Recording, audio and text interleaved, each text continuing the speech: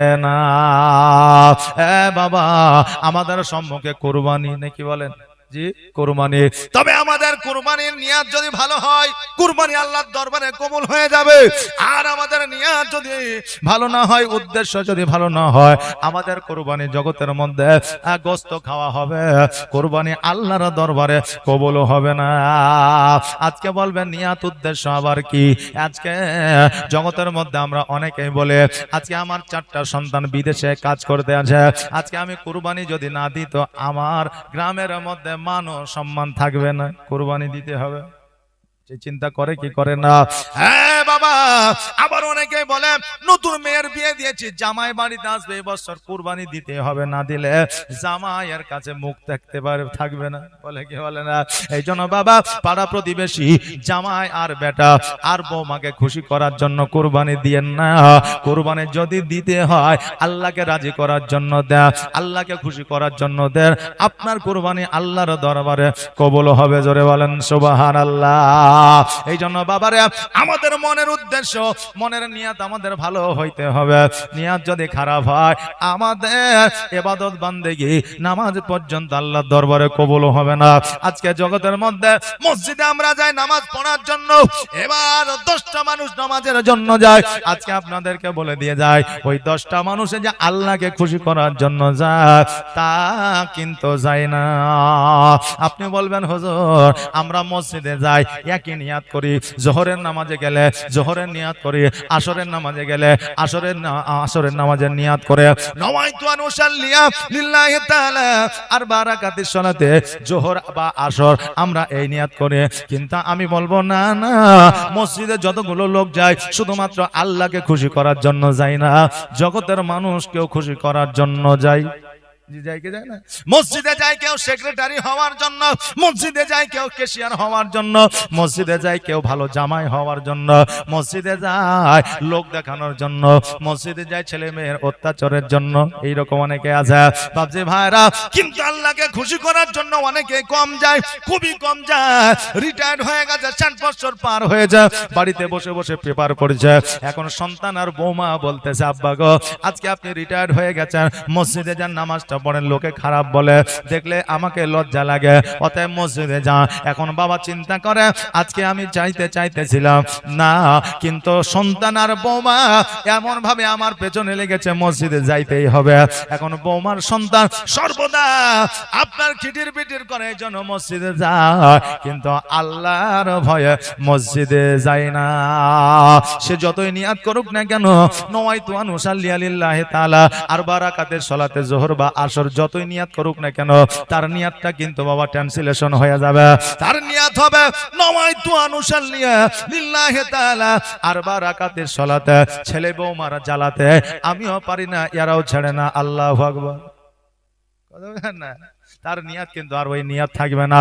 বাবজি ভাইরা, আপনাদেরকে বলার উদ্দেশ্য হলো এটা, আজকে আমাদের মন মানসিকতা আমাদের সততার মধ্যে রাখতে হবে। আমাদেরকে আল্লাহ তাবারাক তাআলাকে খুশি করার জন্য মসজিদে যাইতে হবে। আর মনে যদি অন্য নিয়াত থাকে, আপনি যতই নিয়াত করুন না কেন, ওই ইবাদত আল্লাহর দরবারে কবুল হবে না। নামাজ শব্দের অর্থ হলো আত্মসমর্পণ করা, নিজেকে কার দরবারে? আল্লাহর দরবারে।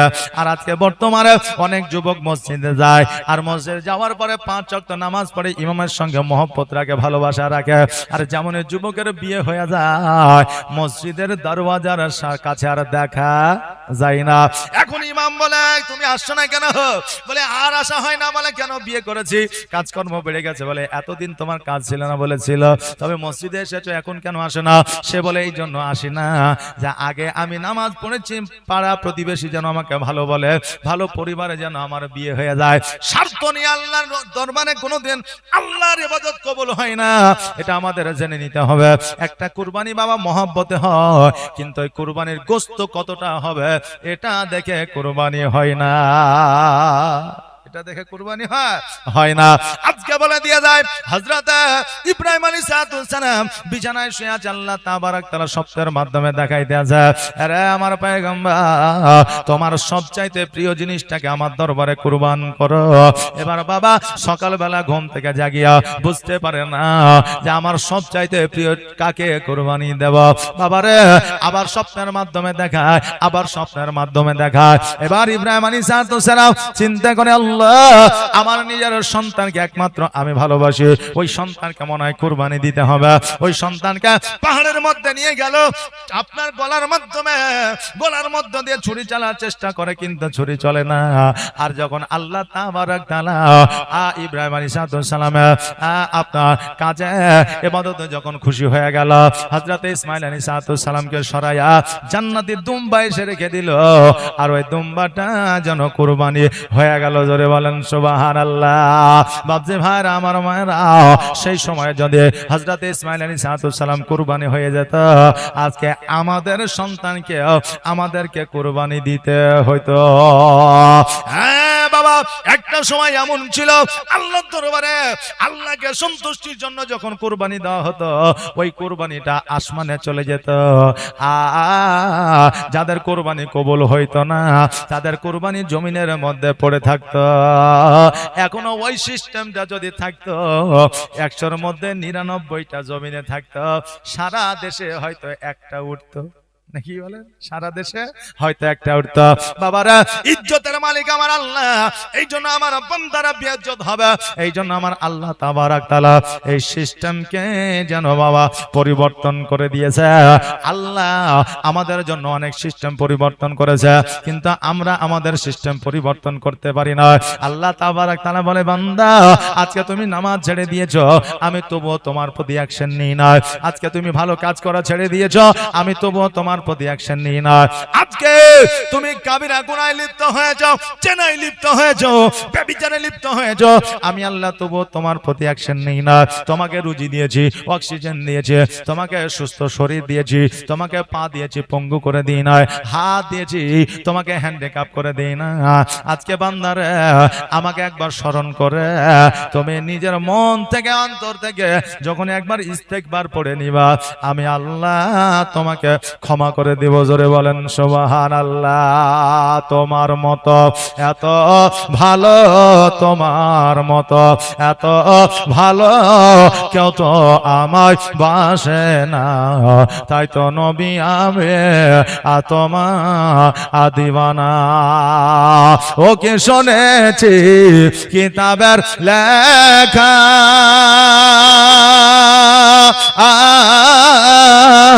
নবী ছাড়া আমার জীবন ফাঁকা গো।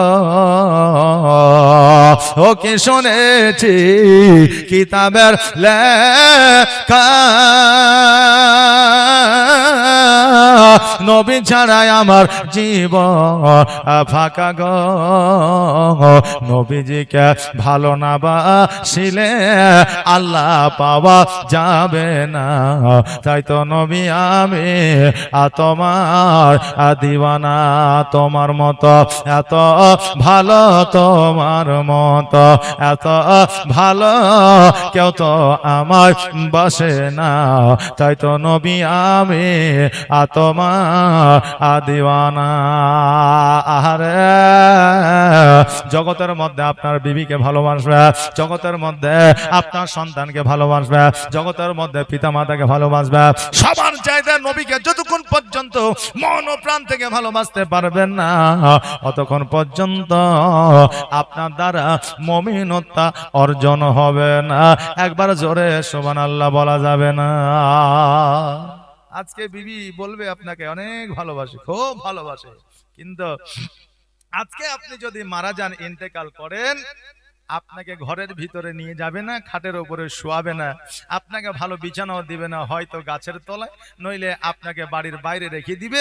আর ইমাম সাহেবকে আর পাড়া প্রতিবেশীকে, মোড়লকে বলবে যে একটু তাড়াতাড়ি মাটিতে দেওয়ার ব্যবস্থা করে দাও। সরকারও চেঞ্জ করলাম, নাকি? আমরা কয়েকদিন আগে সরকারও চেঞ্জ করলাম। বান্দা শুনে নাও, আজকে আমরাই উঠে পড়ে লেগে আছি। আজকে বাবাকে পরিবর্তন করব, আজকে ইমামকে পরিবর্তন করব, আজকে মোড়লকে পরিবর্তন করব, আজকে আলেমকে পরিবর্তন করব, আজকে মাস্টার পরিবর্তন করব। কিন্তু একটা বারও আমরা ভাবি নাই যে আমি নিজেকে পরিবর্তন করব। ভেবেছি সব পরিবর্তন করছি আমরা, কিন্তু আমরা নিজেকে পরিবর্তন করতে চাইছি না। নিজেকে পরিবর্তন করুন, কিয়ামতে আপনি তার প্রতিফল পাবেন।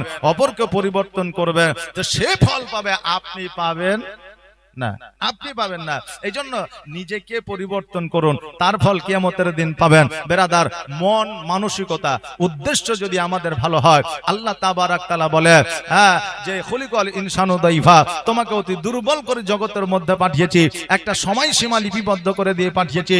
তোমার সময়সীমা যখন সমাপ্ত হয়ে যাবে, আমি আল্লাহ তোমার মওত ঘটাবো। আল্লাহ বললেন যে আপনার মুমিন যারা হবে জগতের মধ্যে, আল্লাহ বলেন যারা মুমিন নত্তা অর্জন করবে জগতের মধ্যে, আমি আল্লাহ তাদের বালা মুসিবত বাধা বিপদ আমি আল্লাহ দিব না। জোরে বলেন সুবহানাল্লাহ।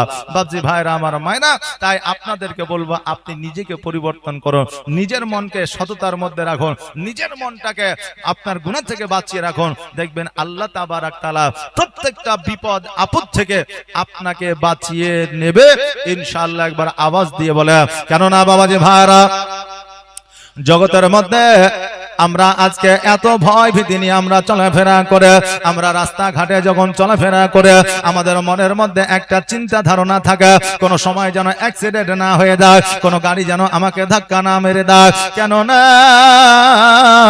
আমাকে যদি ধাক্কা মেরে দেওয়া হয়, আমি যদি অ্যাক্সিডেন্ট করে দিয়ে আমার জীবনটা চলে যেতে পারে, আমার মৃত্যু হয়ে যেতে পারে। আমার ঘরে আমার মা আছে, আমার ঘরে আমার বিবি আছে, আমার ঘরে আমার সন্তান আদি আছে। আজকে আমি চলে গেলে তাদের কি হবে? এই চিন্তা আমাদের থাকে কি থাকে না? এই চিন্তা আমাদের থাকে। কিন্তু বাবা তুমি কি জানো না, জানো না আল্লাহ তাবারাক তাআলা তোমাকে একটা সময় দিয়ে জগতের মধ্যে পাঠিয়েছে। ওই সময়টা যখন তোমাদের চলে আসবে, তখন তোমার মওত ঘটবে। ওই সময় যতক্ষণ পর্যন্ত আসবে না, ততক্ষণ পর্যন্ত তোমাকে কেউ মারতে পারবে না। আহারে বাবাজি ভাইরা, আমরা দেশ থেকে বিদেশে যাই, আর বিদেশটা হলো ছোটখাটো একটা জাহান্নাম।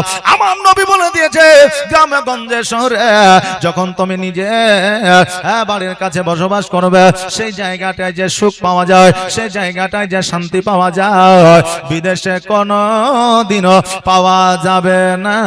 এই জন্য বিদেশটাকে ছোটখাটো জাহান্নাম বলা হয়ে যায়। আহারে আজকে আমাদের যুবক ভাই বোনেরা বিদেশে যখন কাজকর্ম করতে যায়, তাদের মনের মধ্যে কতটা আপনার ভয় ভীতি থাকে।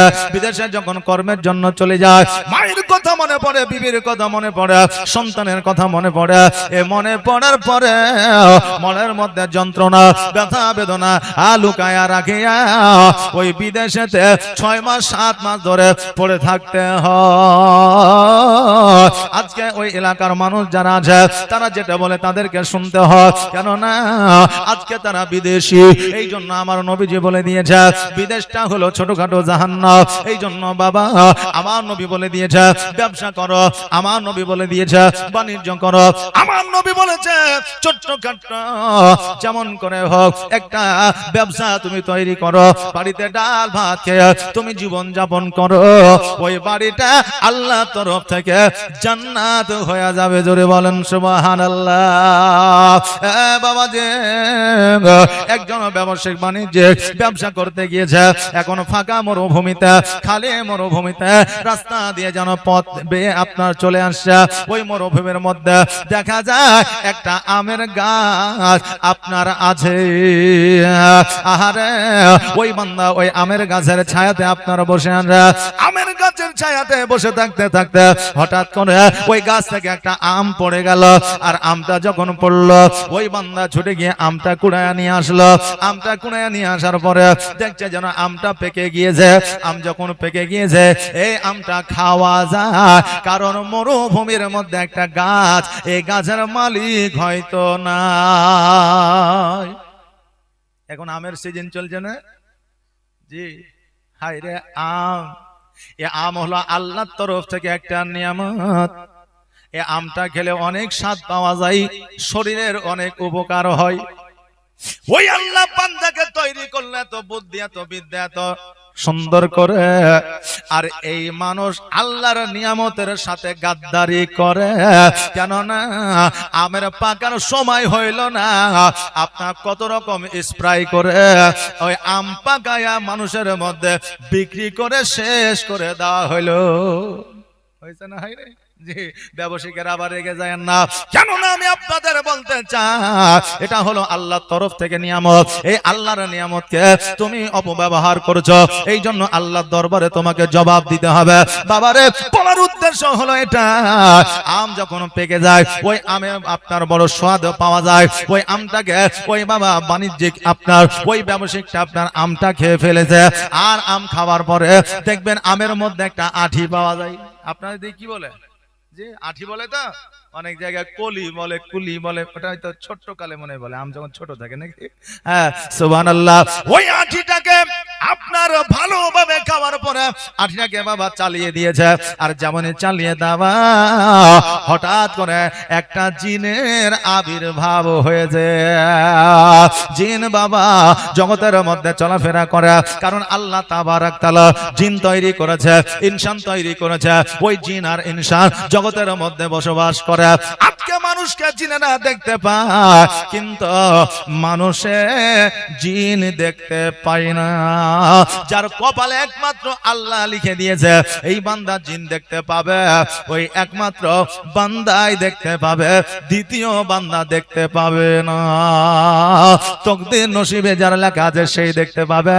কিন্তু আমার মা বোনেদের মধ্যে 100-র মধ্যে 90টাই নাকি জিন দেখতে পায়। আমার মা বোনেরা 100-র মধ্যে 90টাই জিন দেখতে পায়। রাত্রিবেলায় বিছানা থেকে উঠেছে, বিলাইয়ের চোখ জ্বলে কি জ্বলে না? রাত্রে জ্বলে না? এখনো ভুল করে বিলাই দেখেছে বাড়িতে এসে বলে, আর জানো বাইরে জিন দেখে আসলো, মানে বিলাইটাও জিন। রাত্রিবেলায় রাস্তা দিয়ে চলে যাচ্ছে, কারো গহিল ঘরে বাবা গরু রাখা আছে, অন্ধকারে লাইটটা জ্বলছে, চোখ জ্বলছে, ওটাও নাকি তাদের কাছে। এখন শারীরিক কোন দুর্বলতার কারণে, স্বামীর অত্যাচারের কারণে মা বোনেরা দেখবেন কিছু ভুল বকে, আর দেখবেন মাথাটাকে ঘোরায়, ওকে নাকি জিনে ধরেছে। হ্যাঁ বাবা, আপনাদেরকে বলে দিয়ে যায়, নারীদের মধ্যে 100 জন যদি বলে আমাকে ভূতে ধরেছে, জিনে ধরেছে, তার মধ্যে 5টা পাওয়া যায়, বাকি 95টা আপনার বেশিরভাগই অত্যাচারে ভুল বকা শুরু করে দেয়। যদি এইটা বিশ্বাস না হয়, আমি একজন মাওলানা, যারা এই সমস্ত চিকিৎসাগুলো করে, ডাক্তারকে গিয়ে জিজ্ঞাসা করে, যারা ওজা আছে তাদেরকে গিয়ে জিজ্ঞাসা করে, তারা বলবে আমরা কিছুই বলি না। যখন সে বলে আমাকে জিনে ধরেছে, যখন 2টা নিমের গাছের ডালের বাড়ি লাগায় দিলাম, তার জিন পালিয়ে গেল, আমি বুঝতে পারলাম তার কাছে জিন নাই, আসলে সে বদমাইশি করছে।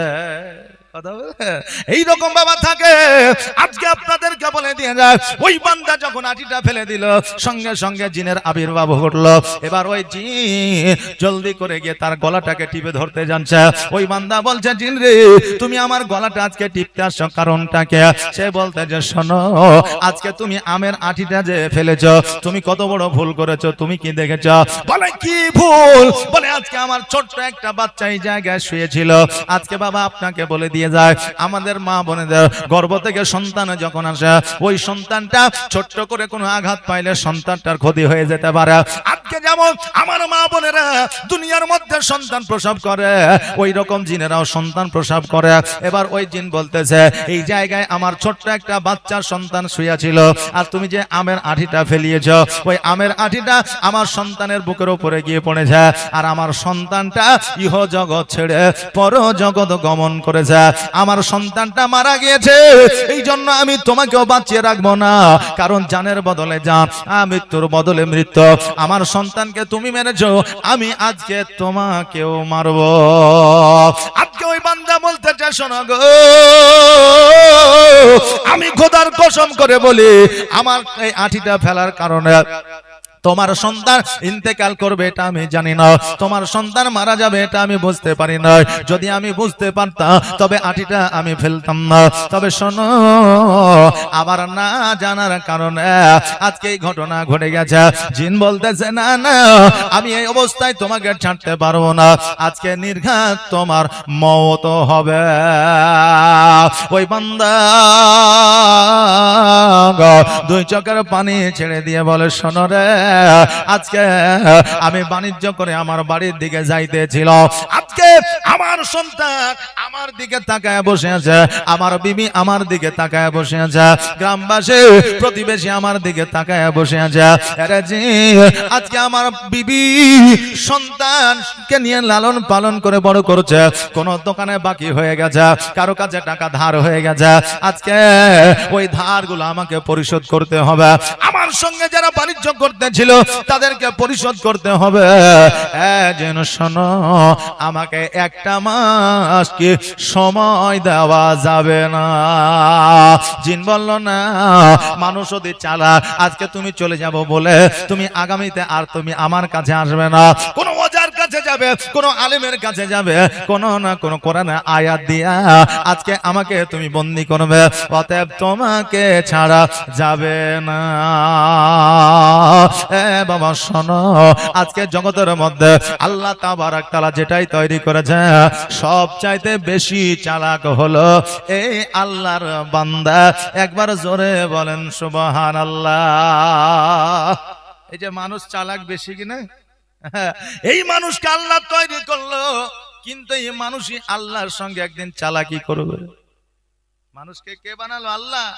আর এই মানুষই আল্লাহর সঙ্গে একদিন চালাকি করবে। শোনেন না, যে এক মোড়ল বলেছিল, বাবা অনেক পাপ করেছি, অনেক গুনাহ করেছি, তবে আমি যখন মারা যাব পুরনো কবরে, পুরনো পাটরন দিয়ে পুরনো কবরে আমাকে দাফন করে দিবে।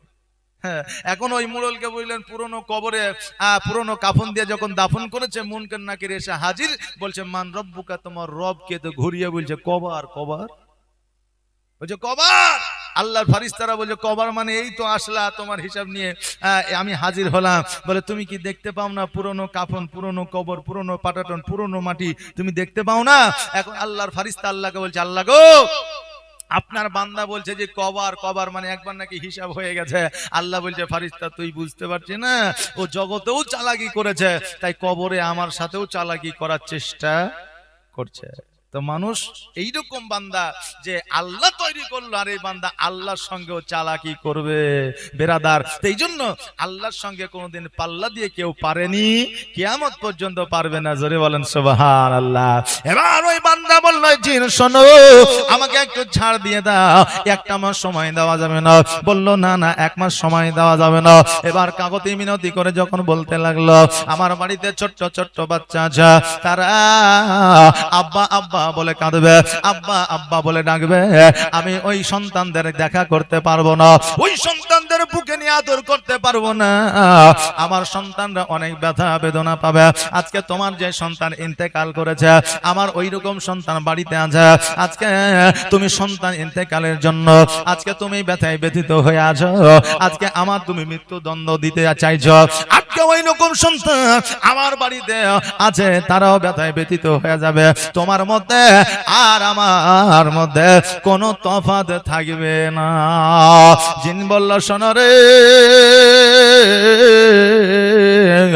আমি তোমাকে ছাড়তে পারবো না, যতই তুমি মায়া, যতই তুমি কাগতি মিনতি করো না কেন।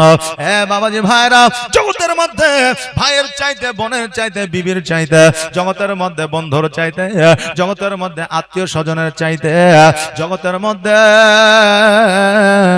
সবার চাইতে বেশি ভালোবাসে বাবা আর মা। জোরে বলেন সুবহানাল্লাহ।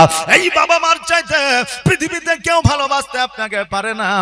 যদি সে আপনাকে বলে সবার চাইতে বেশি ভালোবাসি, এটা একটা অভিনয় রে বাবা, অভিনয়। কারণ বর্তমানের জামানা না বোঝা বড় দায়। আপনাকে ছাড়া জীবন চলবে না বলবে, আপনাকে ছাড়া তার কোনো কিছু ভালো লাগবে না বলবে, কিন্তু আপনি 2 দিনের জন্য আড়াল হয়ে যান, আপনাকে ছেড়েই খাবে, আপনাকে ছেড়েই চলবে, আপনাকে ছাড়া তার জীবন চলবে, কিন্তু আপনি 5 দিন কেন সারা জীবনের জন্য আড়াল হয়ে যান, বাবা মা ভুলতে পারবে না। এই জন্য আপনাদের বলে দিয়ে যায়, অনেকের বাবা মা বৃদ্ধ হয়ে যায়, ওই বাবা মার অস্তিত্ব আজকে কমে গিয়েছে, বাবা রোজগার করতে পারে না, কিন্তু আপনাকে বলে দিয়ে যায় আজকে আপনি বাবা বলে ডাকেন না। ওই বাবা ছোট্ট অবস্থায় আপনাকে কত কোলে নিয়েছে, কত আদর করেছে, কপালে গালে চুম্বন করেছে, আপনি বাবার কাছে যেটা চেয়েছেন বাবা সাধ্য মতো আপনাকে কিনে দিয়েছে। আজকে ওই বাবাকে কোন সময়ে ধোঁকা দিও না, কেননা ওই বাবা যতদিন আছে সন্তানকে আপনার সাহস দেবে, মানসিকতা বল দেবে। যেই দিন বাবা চলে যাবে, অন্ধকার কবরে শুয়ে যাবে, সেই দিন বাবা বাবা বলে ডাকবেন কিয়ামত পর্যন্ত। ওই বাবা সোনা মানিক বলে আর আপনাকে ডাকবে না। বাড়ির পাশে বাবার কবর তবু দেখা হয় না, আর বাবা আমার ভুলে গেলে ভোলা তো যায় না। আরে বাবা আজকে ওই আপনার বান্দা বলল, শোনো আমাকে 1 মাস সময় দিয়ে দাও, আর আমি কথা দিলাম 1 মাস পরে এই জায়গায় আবার হাজির হয়ে যাব, আমাকে তখন যেই সাজা দিবা সেই সাজা আমি মেনে নিতে বাধ্য হব। এখন জিন লক্ষ্য করে দেখলো, বা এই বান্দা যখন বারে বারে বলতে আছে, বলে একটা সুযোগ দিলাম তোমাকে, 1 মাস সময় দিলাম, তবে শোনো এই 1 মাসের মধ্যে তুমি এই জায়গায় যদি উপস্থিত না হও, 1 মাসের মধ্যে যদি তুমি কোনো চালাকি করার চেষ্টা করো, তবে তোমাকে একটা কথা আমি বলে যাই, আজকে তোমার প্রাণ নিতে চাইছি, কিন্তু তোমার মধ্যে যদি কোনো চালাকি চলে আসে তোমার পুরো পরিবারকে ধ্বংস করে দেব। আরে কোনো বাবা চাই না আমার জন্য আমার পরিবারের ক্ষতি হয়ে যাক, কোনো মা চাই না আমার জন্য আমার পরিবারের ক্ষতি হয়ে যাক, এইটা কেউ কোনোদিন চাইবে না। কারণ হলো এই জন্য আল্লাহ তাবারাক তাআলা দুনিয়ার মধ্যে একটা সম্পর্ক দিয়েছে, সেটা হলো মা আর বাবা। জোরে বলেন সুবহানাল্লাহ। ওই বান্দাটাকে 1 মাস সময় দিয়ে যখন ছেড়ে দেওয়া হলো, বাড়িতে আসলো, বাড়িতে আসার পরে বিবির সঙ্গে কথাবার্তা বললো, কিন্তু বিবিকে বললো না আমার 1 মাস সময় আছে, সন্তানকে আদর যত্ন স্নেহ মায়া মমতা দিল, কিন্তু সন্তানকেও বললো না আমার 1 মাস সময় আছে। পাড়া প্রতিবেশীর সঙ্গে ভালো ব্যবহার দেখাতে লাগলো, পাড়া প্রতিবেশীর সঙ্গে সৎ ব্যবহার দেখাইতে লাগলো। আজকে ওই বান্দা যার কাছে টাকা পাইতো তাদের কাছ থেকে টাকা নিল, যারা টাকা পাইতো তাদেরকে টাকাগুলো আপনার পরিশোধ করিল। কথা কি আমার বুঝতে পারছে? আচ্ছা, আপনার শখের চাইতে পরিশোধ করা আগে দরকার না শখটা আগে দরকার? জি, শখ বুঝেন তো? দেখবেন ধার আছে, বাকি আছে, বুলেট মোটরসাইকেল কিনলে চলে আসলো। জি, তাহলে শখের আগে আপনার ধার ঋণ পরিশোধ করতে হবে। আমাদের সামনে কুরবানি আসছে, তবে এই কুরবানি দেওয়ার আগে আপনাকে ঋণ পরিশোধ করতে হবে। জি, কথা বুঝলেন না? সুবহানাল্লাহ। তা আপনাদের বলি, ওই বান্দা সারা গ্রামে যারা টাকা পাইবে, যেহেতু একটা ব্যবসার মধ্যে যুক্ত ছিল, ব্যবসার মধ্যে যারা যুক্ত থাকে তাদের ধার বাকি বাবা থেকে যায়। ওই বান্দা পাড়া প্রতিবেশীকে আপনার ধার পরিশোধ করলে, নিজে যার কাছে পাইতো তার কাছ থেকে নিলে, তার চরিত্রটা যেন পরিবর্তন হয়ে গেল, তার ব্যবহার দেখে মানুষ যেন মুগ্ধ হইতে লাগলো। কেননা সে নিজে জানে আমার 1 মাস সময় আছে, এই 1 মাসের মধ্যে আমাকে যেটা করার সেটাই করতে হবে। ওই বান্দা এইভাবে আপনার দিনগুলো অতিবাহিত করে, আর মানুষের কাছে যেন আপনার সে ভালো হতে লাগা। বাবারা প্রত্যেকটা মানুষের সঙ্গে ভালো ব্যবহার ভালো আচরণ দেখাইতে থাকে। আরে বাবা, আজকে আমরা ভারতবর্ষের মাটিতে বসবাস করি, আমাদের প্রতিবেশী হিন্দু আছে, আমাদের প্রতিবেশী আপনার নাসারা আছে, আমাদের প্রতিবেশী খ্রিস্টান আছে, আমাদের প্রতিবেশী আমাদের মধ্যে কত বেধর্মিক আছে। তবে বেধর্মিক বলে তাদের প্রতি কোনো জুলুম করা যাবে না, বেধর্মিক বলে তাদেরকে অনীহার চোখে দেখা যাবে না। আজকে বেধর্মিক বলে তাদের সঙ্গে সম্পর্ক ছিন্ন করা যাবে না, কেননা আমার নবী সেই শিক্ষা দেয় না।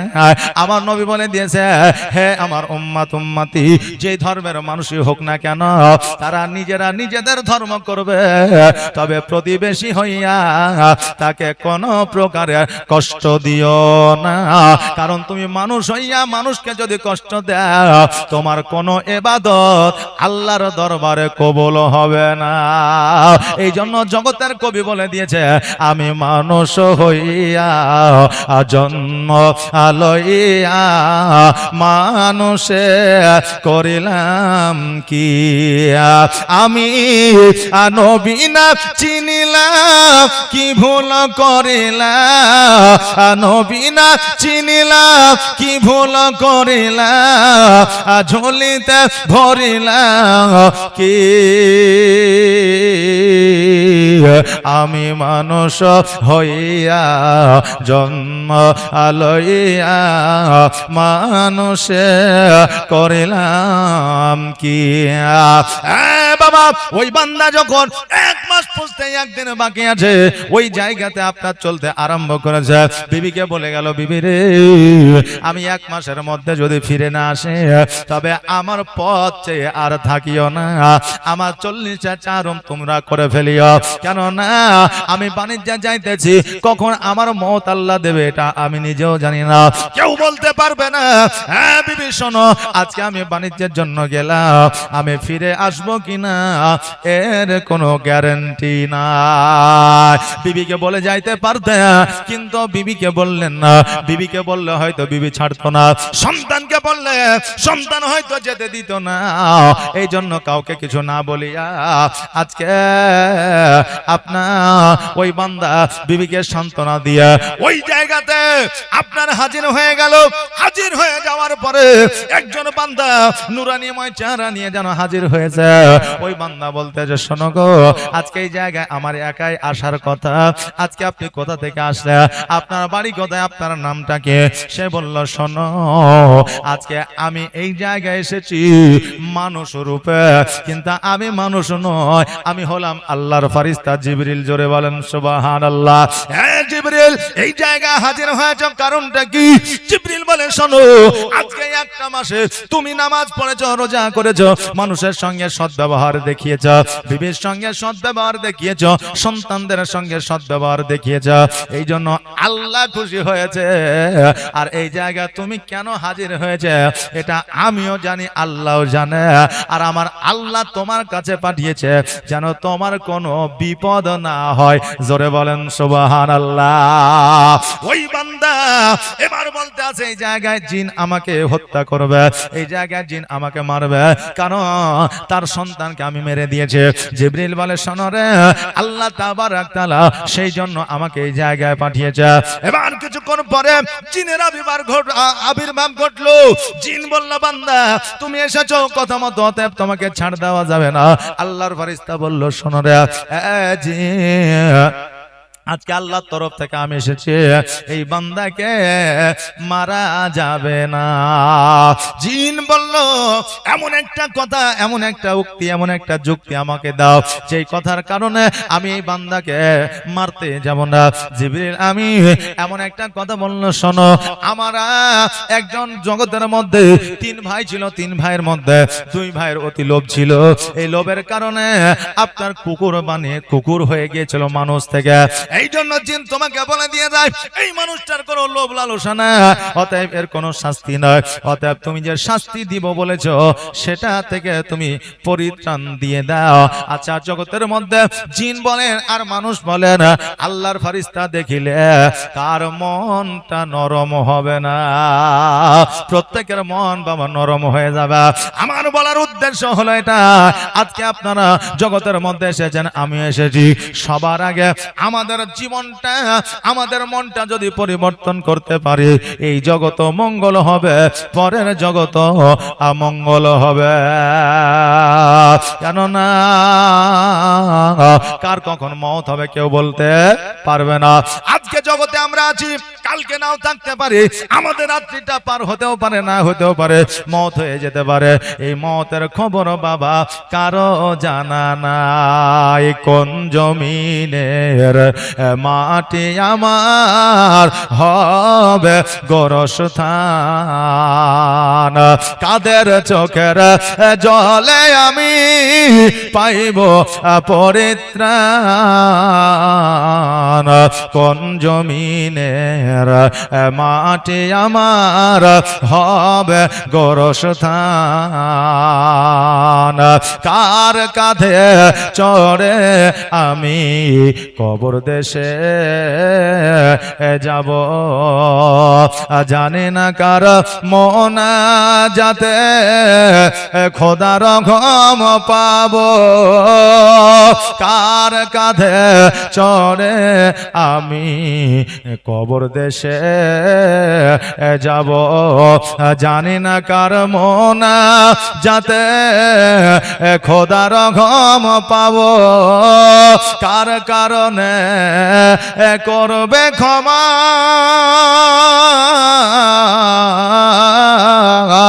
কার কারণে করবে ক্ষমা আল্লাহ মেহেরবান। কোন জমিনের মাটি আমার হবে গোরস্থান, কাদের চোখের জলে আমি পাইব পরিত্রাণ। কোন জমিনের মাটি আমার হবে গোরস্থান। আল্লাহুম্মা সাল্লি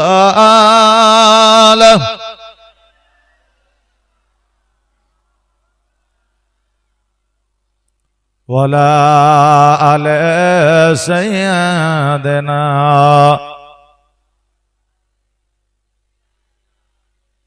ওয়ালা আলি সাইয়্যিদিনা মুহাম্মদ সাল্লাল্লাহু তাআলা আলাইহি ওয়াসাল্লাম। বাবাজি ভাইরা,